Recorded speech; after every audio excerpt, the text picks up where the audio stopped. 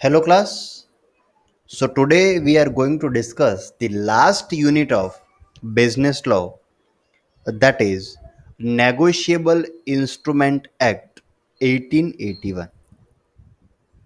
So class, સૌથી પહેલા તો નેગોશિયેબલ ઇન્સ્ટ્રુમેન્ટ કોને કહેવાય એના મિનિંગની ચર્ચા કરીશું,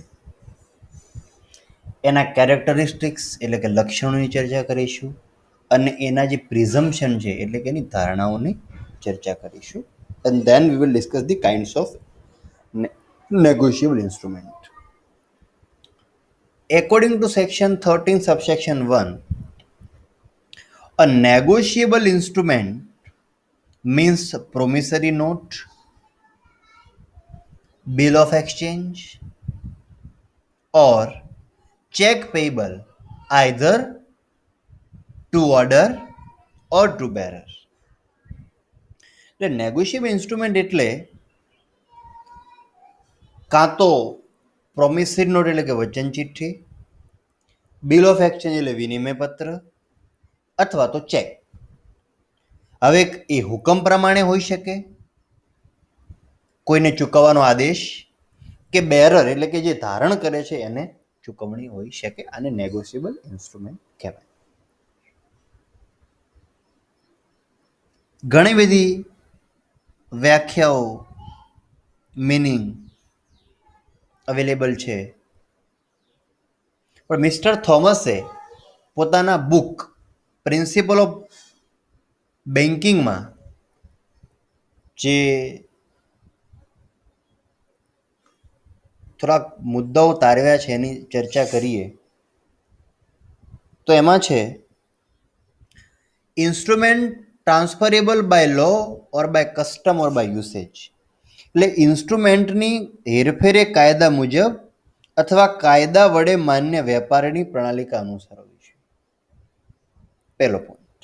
બીજો point, by delivery or endorsement transfer can be made and transferee can sue in court. એટલે કે ડિલિવરી કરીને અથવા વેચાણ શેરો જે તમે કહો છો એન્ડોર્સમેન્ટ, અને ડિલિવરી કરીને એક હાથમાંથી બીજા હાથમાં કરી શકાય. એટલે એન્ડોર્સમેન્ટ તમે કરી શકો, તમે મને કોઈ બિલ આપો છો, એ તમારું બિલ હું બીજા કોઈને આપી શકું ક્રોસ કરીને, એને વેચાણ શેરો કહેવાય, એન્ડોર્સમેન્ટ. અને તેને ધારણ કરનાર પોતાના નામે તે અંગે અદાલતમાં દાવો કરી શકે. બીજો point, transferee can sue in the court. Third, and transferee has ownership right even if transferor right is defective. એટલે જેણે આપનાર વ્યક્તિના માલિકીના હકમાં ખામી હોય તો એ અવેજ આપીને ઇન્સ્ટ્રુમેન્ટ પ્રાપ્ત કરનાર વ્યક્તિ સારો માલિકનો હક મેળવે છે. અને last a such an instrument is called negotiable. એટલે આને નેગોશિયેબલ ઇન્સ્ટ્રુમેન્ટ કહેવાય છે. આપણે એના કેરેક્ટરિસ્ટિક્સની ચર્ચા કરીએ તો આપણને વધારે ખ્યાલ આવશે, because you know the characteristics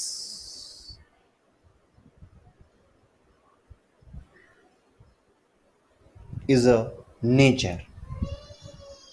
ठीक है, सो हम उसको डिस्कस करते हैं. નંબર 1, જે પ્રિન્સિપલ ઓફ બેન્કિંગના બુકમાં શ્રી થોમસે આપેલું છે પ્રમાણે, instrument in writing. All instrument must be in writing or typed, written or printed. આ હોવું જોઈએ compulsory. Signature.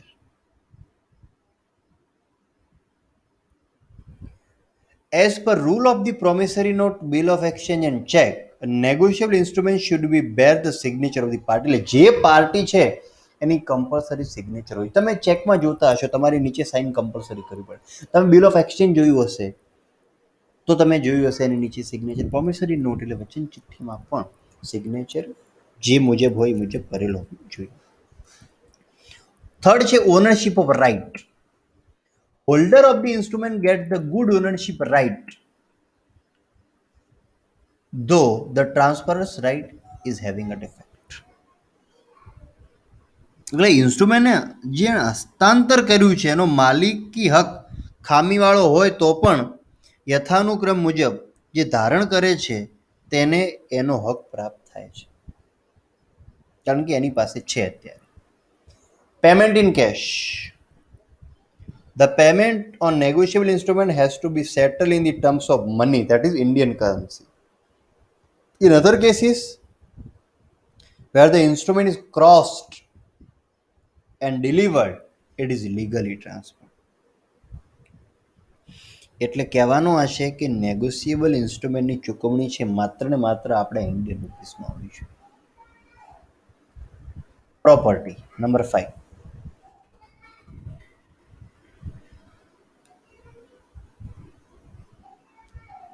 The property and right in the instrument can be transferred by crossing or without crossing as per the circumstances.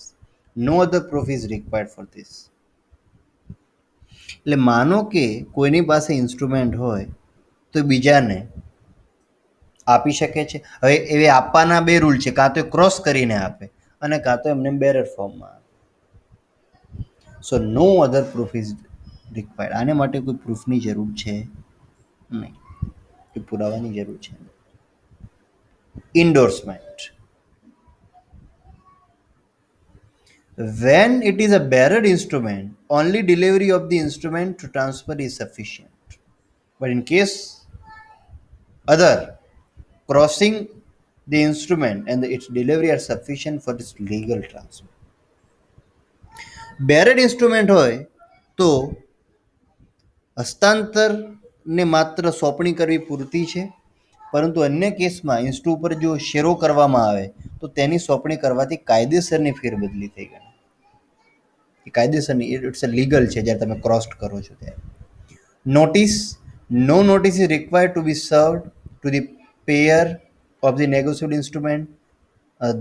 The transferor can claim under his name. એટલે ઇન્સ્ટ્રુમેન્ટની જે નાણાં ચૂકવવા માટે જવાબદાર હોય તેને નેગોશિયેબલ ઇન્સ્ટ્રુમેન્ટની ફેરબદલી અંગે નોટિસ આપવાની કોઈ જરૂર રહેતી નથી. ફેરબદલી કરનાર પોતાના નામનો જ દાવો કરી શકે. પ્રૂફની વાત કરું. Any instrument which is not an instrument as per the act is a good proof of not pay.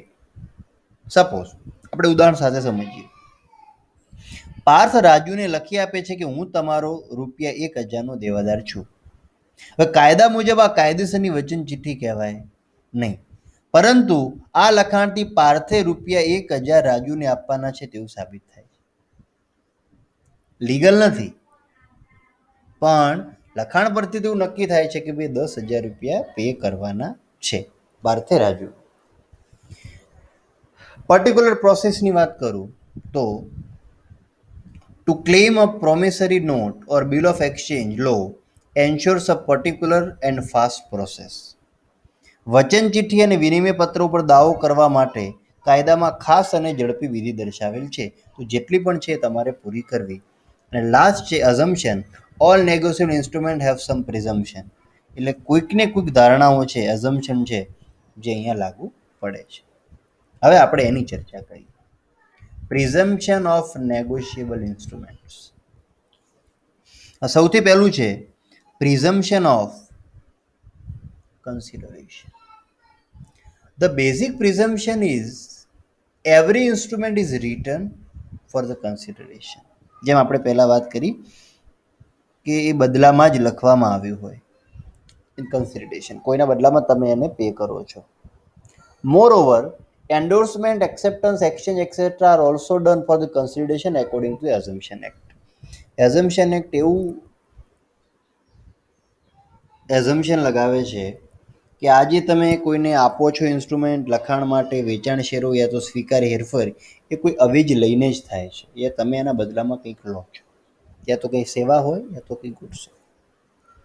પ્રિઝમ્પશન as to date. The instrument was made on the date mentioned on it.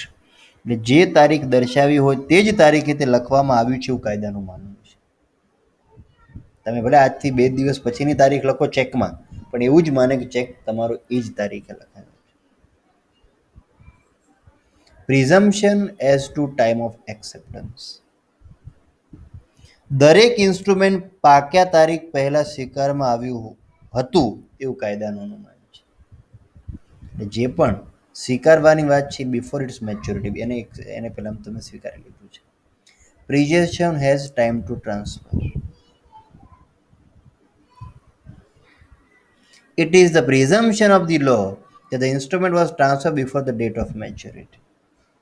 એટલે instrument જે તમારું હસ્તાંતર કર્યું છે એ પાક્યા તારીખ પહેલા પણ કરવામાં આવ્યું પણ અનુમાન છે. Presumption as to order or endorsement. The endorsement were done in order to mention on it is the assumption of law. Instrument ઉપર જે કરવામાં આવેલો શેરો જે ક્રમમાં હોય તે જ ક્રમમાં જ કરવામાં આવ્યો હોય એવું પણ કાયદાનું અનુમાન છે.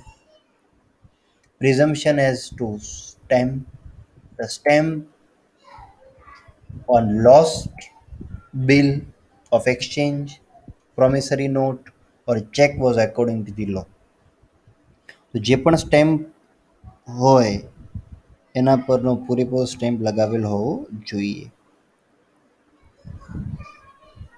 Presumption as the holder is in due course.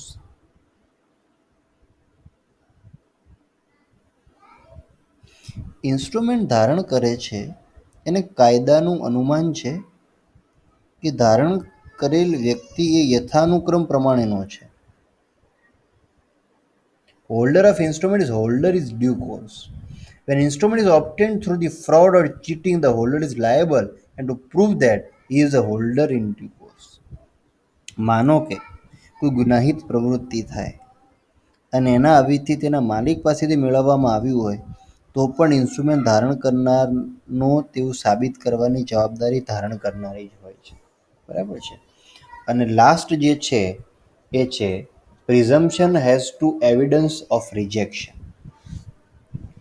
ઇન્સ્ટ્રુમેન્ટમાં નકારમાં આવ્યું હોય ત્યારે તેની નકામરણ તમે જે કહો છો rejection,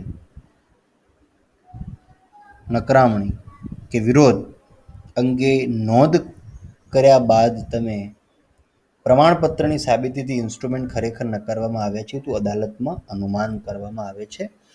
and the all પ્રિઝમ્પશન are the general rule of evidence. આ બધાને પુરાવાના સામાન્ય નિયમો તરીકે પણ ઓળખવામાં આવે છે. Now we are going to discuss the kinds of negotiable instrument. Negotiable ઇન્સ્ટ્રુમેન્ટના પ્રકારો કયા કયા છે એની આપણે ચર્ચા કરવાની છે. So let us see one by one. Bearer and ordered instrument. સૌથી પહેલા જે છે એ છે બેરર અને ઓર્ડર ઇન્સ્ટ્રુમેન્ટ. બેરર ઇન્સ્ટ્રુમેન્ટ એટલે એવું ઇન્સ્ટ્રુમેન્ટ જેણે ઇન્સ્ટ્રુમેન્ટ ધારણ કરેલું હોય તેને જ નાણાં ચૂકવી આપવામાં આવે. બેરર ફોર્મમાં છે. માનો કે કોઈનો ચેક પડી ગયો અને બેરર છે, એના પર ક્રોસ માર્ક્સ કે અકાઉન્ટ એસી પે ઓનલી નથી લખેલું અને મારા હાથમાં આવે છે તો હું જો જઈને ત્યાં શો કરું તો એ નાણાં મને મળે અને બેરર ફોર્મ કહેવાય. જે વચન ચિઠ્ઠી that is promissory note, bill of exchange કે ચેક જે બતાવે છે અને ચૂકવવા પાત્ર છે,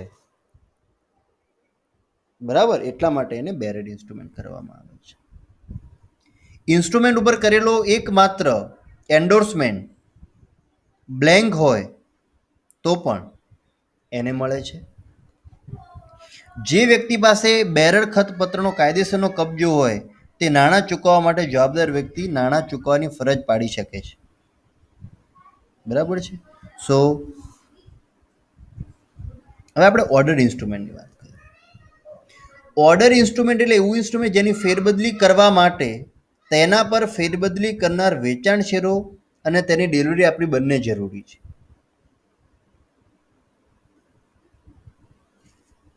જ્યારે તેના નાણાં કોને ચૂકવવા છે તે જણાવેલ હોય તો એને પે ટુ એ ઓર ઓર્ડર એવું કહી શકાય. માનો કે હું કોઈને ઓર્ડર કરું છું pay two somebody else, Mr. X, to pay or order, then it is called the order. આપણે વાત કરી છે ઓર્ડર ઇન્સ્ટ્રુમેન્ટ. જ્યારે નાણાં અમુક વ્યક્તિનું ચૂકવવા પાત્ર હોય પણ તેની ફેરબદલી ઉપર પ્રતિબંધ દર્શાવતું કોઈ શબ્દ લખેલા ન હોય અથવા તેની ફેરબદલી કરવાની નથી તો ઈરાદો દર્શાવવા કોઈ પણ શબ્દો હોય તો એવા કેસીસમાં પણ તમે આવા શબ્દો ન હોય, દાખલા તરીકે અને ₹1,000 ચૂકવશો. બી વાત કરું તો એમાં છે ઇનલેન્ડ ઇન્સ્ટ્રુમેન્ટ.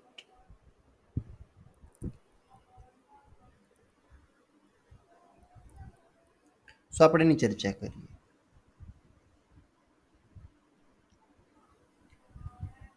કાયદા પ્રમાણે જે પણ પ્રોમિસરી નોટ, બિલ અથવા ચેક ભારતમાં લખવામાં આવ્યો હોય અને ભારતમાં જ ચૂકવણી પાત્ર હોય અથવા ભારતમાં રહેલી વ્યક્તિ ઉપર જ લખવામાં આવ્યો હોય, પછી ભલે તે ચૂકવણી વિદેશમાં કરવામાં આવે તો એને ઇનલેન્ડ ઇન્સ્ટ્રુમેન્ટ કહેવાય. નંબર 1, ભારતમાં ચૂકવવા પાત્ર હોય. નંબર 2, ભારતમાં રહેલી વ્યક્તિ પર લખવામાં આવ્યો હોય, પછી ભલે એની ચૂકવણી ભારત પર થાય, એને ઇનલેન્ડ ઇન્સ્ટ્રુમેન્ટ કહેવામાં આવે છે. વ્યાખ્યા પરથી આપણે જો થોડું જાણી શકીએ તો એવું જાણવા મળે કે ઇન્સ્ટ્રુમેન્ટ ભારતમાં લખવામાં આવ્યું હોય, ચૂકવણી પાત્ર પણ ભારતમાં હોય અને ભારત પર રહેલી વ્યક્તિમાં લખવાનું, જેમ હમણાં મેં તમને સમજાવ્યું. એકાદ એક્ઝામ્પલ આપીને તમને સમજાવું એટલે તમને વધારે ખબર પડશે. માનો કે સુરતમાં રહેતા વેપારી ઉપર અમદાવાદના વેપારીએ એક બિલ લખ્યું છે અને તેની ચૂકવણી અમેરિકા કરવાની છે, છતાં પણ એને ઇનલેન્ડ ઇન્સ્ટ્રુમેન્ટ કહેવાય. પણ અમેરિકાનો એક વેપારી અમદાવાદના વેપારી પર એક બિલ લખે છે જેની ચૂકવણી મુંબઈમાં કરવાની હોય તો એને ફોરેન ઇન્સ્ટ્રુમેન્ટ કહેવાય. બરાબર છે, કારણ કે લખાણ કરનાર વ્યક્તિ અમેરિકાનો છે. તો હવે આપણે ફોરેન ઇન્સ્ટ્રુમેન્ટની ચર્ચા કરીએ તો તમે એને વધારે રીતે સમજી શકશો. Any such instrument not so drawn, made or made payable shall be deemed to be foreign instrument. એટલે જે ઇનલેન્ડ ઇન્સ્ટ્રુમેન્ટ નથી, બધા ફોરેન ઇન્સ્ટ્રુમેન્ટ છે. જોઈએ થોડાક એના રૂલ. તો ભારત બહાર લખવામાં આવ્યું હોય, યા તો ભારત બહાર રહેતા વ્યક્તિ પર લખવામાં આવ્યું, યા તો એની ચૂકવણી ભારત બહાર થવાની. ભારત બહાર લખવામાં આવ્યું હોય, ભારતના રહીશ ઉપર લખવામાં આવ્યું, પણ ભારતમાં ચૂકવણી થવાની હોય તો એ પણ ફોરેન ઇન્સ્ટ્રુમેન્ટ છે. અને ભારતમાં લખવામાં આવ્યું, ભારત બહાર રહેતી વ્યક્તિ પર લખવામાં આવ્યું અને ભારત બહાર ચૂકવણી થવાની હોય, એને પણ કહેવામાં આવે છે ફોરેન ઇન્સ્ટ્રુમેન્ટ. એક એક્ઝામ્પલ જોઈ લઈએ કે માનો કે કોઈ મુંબઈના એક વેપારીએ લંડનના એક વેપારી પર એક બિલ લખ્યું છે અને જાપાનમાં ચૂકવવાનું છે, એટલે બધું બહારની વાત છે, તો એને આપણે કહી શકીએ છીએ ફોરેન ઇન્સ્ટ્રુમેન્ટ. નેક્સ્ટ જે છે એ છે એમ્બિગસ ઇન્સ્ટ્રુમેન્ટ.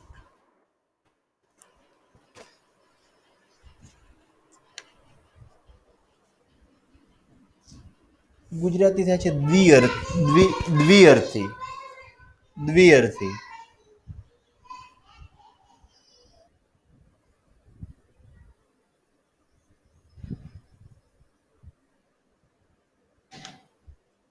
દ્વિઅર્થી.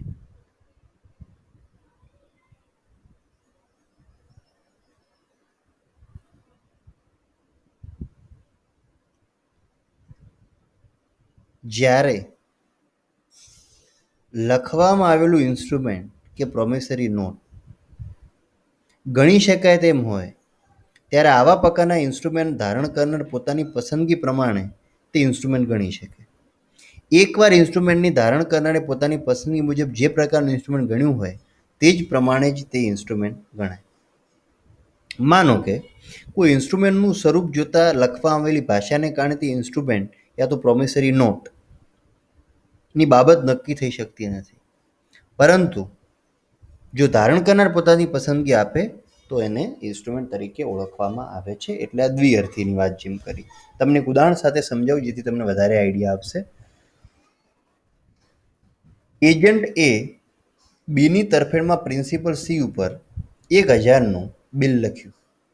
હવે આ વિનિમય પત્ર જે છે એટલે કે બિલ છે એ ધારણ કરનાર આ ઇન્સ્ટ્રુમેન્ટને વચનચિઠ્ઠી ગણી શકે. આ દ્વિઅર્થી ઇન્સ્ટ્રુમેન્ટ છે. કોઈ પણ બે અર્થ બતાવે છે એટલા માટે. નેક્સ્ટ જે છે એ છે ઇન્શોઇટ સ્ટેમ્પ્ડ ઇન્સ્ટ્રુમેન્ટ, જેમાં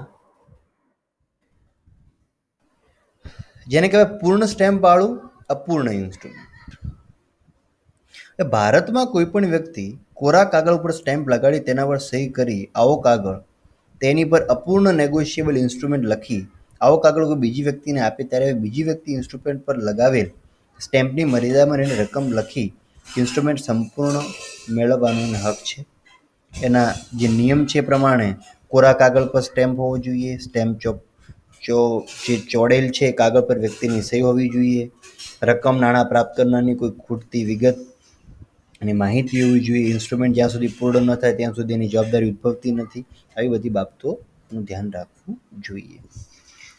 નેક્સ્ટ જે છે એ છે ઇન્સ્ટ્રુમેન્ટ પેયેબલ ઓન ડિમાન્ડ. માનો કે ચેક ક્યારે તમે કોઈને આપો છો? જ્યારે એ ચૂકવણીને પાત્ર છે. તમે પ્રોમિસરી નોટ ક્યારે આપો છો? જ્યારે તમારે કોઈને આપવાના છે. બરાબર છે. એટલે આવા બિલ અને પ્રોમિસરી નોટ જે બતાવે અને ચૂકવવા પાત્ર થાય, રજૂઆત કરો અને ચૂકવવા પાત્ર થાય, એટલે એ ચૂકવણીને પાત્ર બનેલા હોય ત્યારે તે મુજબ ચૂકવણીને પાત્ર ગણાય. આને તમે કહી શકો છો ઇન્સ્ટ્રુમેન્ટ પેયેબલ ઓન ડિમાન્ડ. દેન પછી છે અકોમોડેશન બિલ. એનું જોઈ લઈએ શું કહેવા માંગે છે. એક વ્યક્તિ કન્સિડરેશન લીધા વગર બીજી વ્યક્તિને કોઈ ફાઇનાન્શિયલ મદદ કરે ના ઈરાદાથી ઇન્સ્ટ્રુમેન્ટ બનાવે કે શેરો કરીને સહી કરી આપવામાં તો એને સવલતી હુંડી અકોમોડેશન બિલ કહેવાય છે. એક સરસ મજાનું ઉદાહરણ સાથે આપને સમજાવું. માનો કે કોઈ એક વ્યક્તિને 5,000 રૂપિયાની જરૂર છે અને તે પોતાના મિત્ર બી પાસે માંગણી કરે છે. હવે બી પાસે તેટલા નાણાં નથી હાથ પર.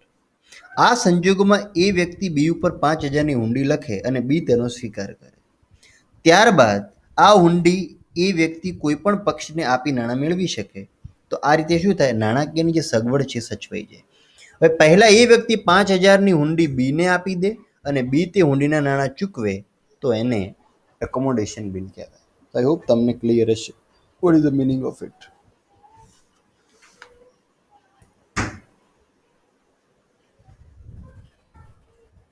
નેક્સ્ટ છે જોઈન્ટ બિલ.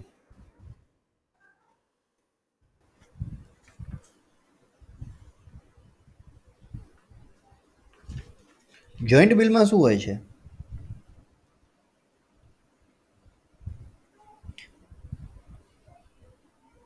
આ ભાગને નંબર આપી જ્યાં સુધી બીજા ભાગોની ચૂકવણી ન થઈ હોય ત્યાં સુધી જે તે ચૂકવણી કરવાની જોગવાઈ છે.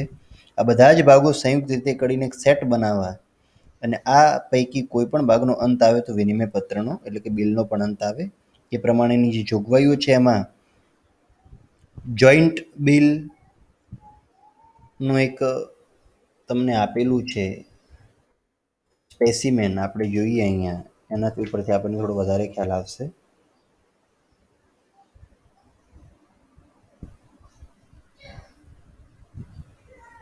$10,000 લખેલા છે અહીંયા પાઉન્ડમાં. Ahmedabad 15 June 2013.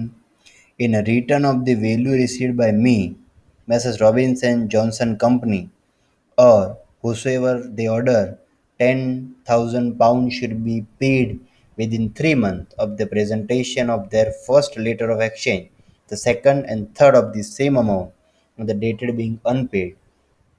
Parth P. Shah to Robinson and Johnson Company, London. દેખાય છે તમને? સો આ જે બતાવેલું છે બિલ એ જોઈન્ટ બિલની વાત છે. સો ક્લાસ અહીંયા આપણે જે મિનિંગ હતો, કેરેક્ટરિસ્ટિક્સ હતા, પ્રિઝમ્પશન હતા અને કાઇન્ડ્સ હતા એટલે કે ટાઈપ્સ હતા એ પૂર્ણ કરીએ છીએ. નેક્સ્ટ સેશનમાં આગળ ચર્ચા કરીશું. Thank you class.